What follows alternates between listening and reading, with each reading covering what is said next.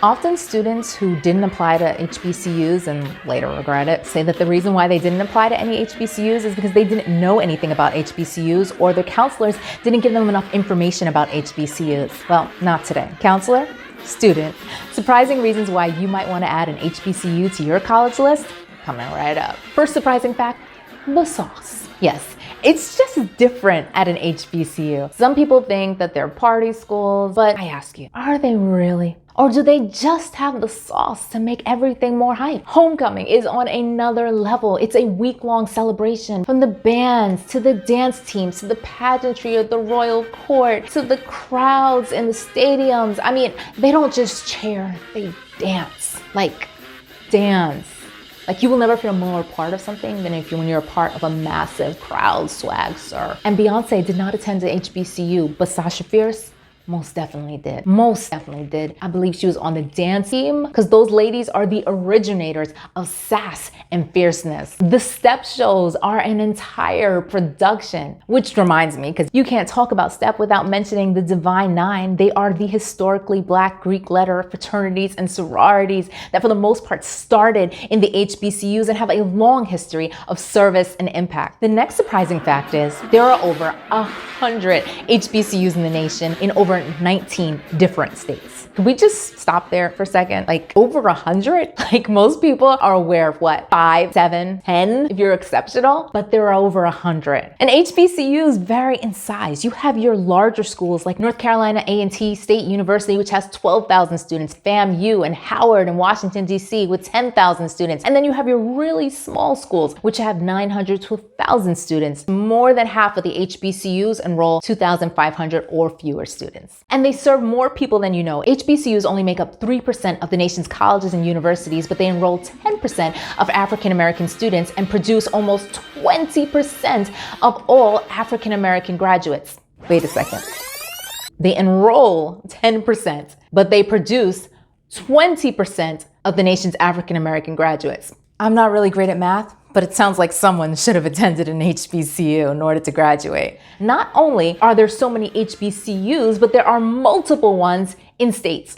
For example, Alabama has 12 to 14 different HBCUs. This is a whole thing. You probably didn't even notice them because it's not in the name, and some of the schools sound like state schools. They're actually everywhere.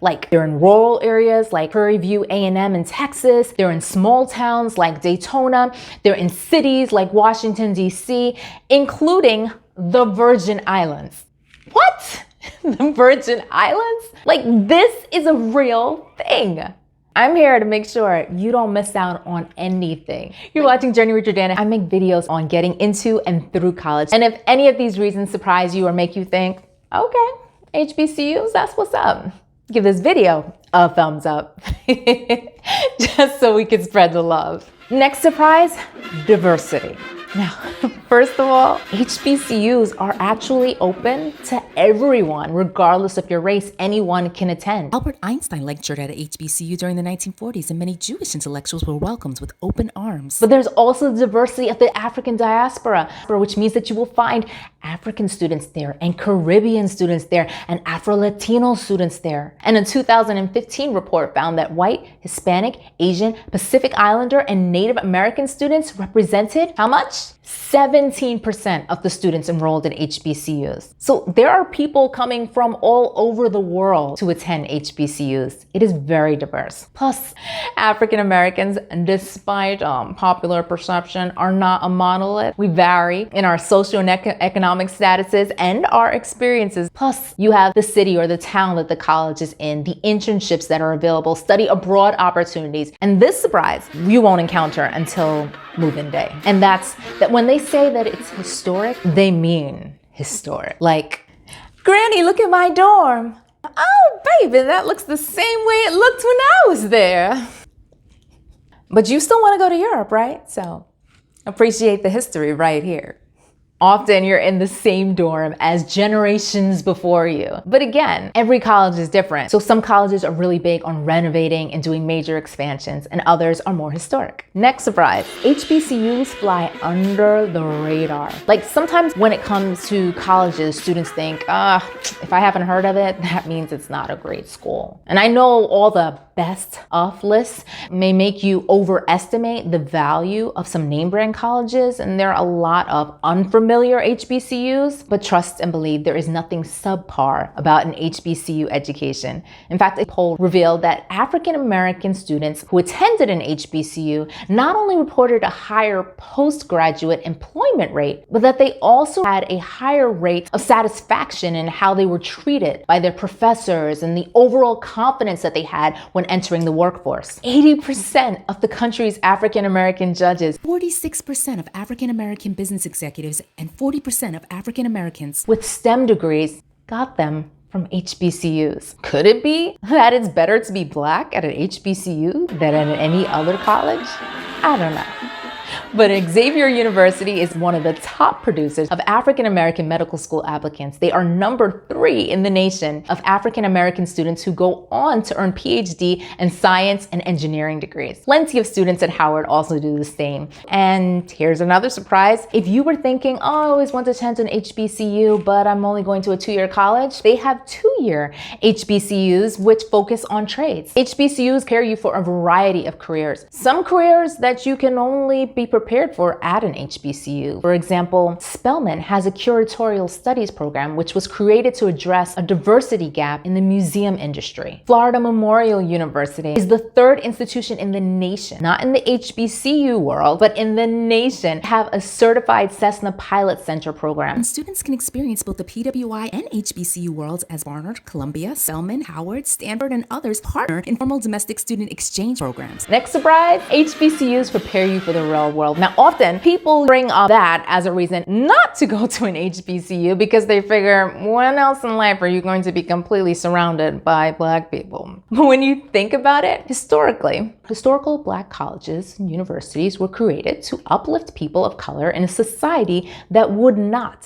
forbid them from attending white schools due to racism, prejudice, and discrimination. Now, last I checked, racism, prejudice, discrimination still exists. So wouldn't it be helpful to learn, among other things, from the people that gave us Martin Luther King and W.E.B. Du Bois and other greats how to succeed as a Black person in the real world? Just saying it, not selling it. In addition to the research and academics, they help students to feel comfortable and confident in who they are. At HBCUs, the richness of the Black experience is relished and researched and refined through classes and extracurricular activities that can be hard to come by at other schools. Now, are African American literature and African American history classes required? Next surprise, no.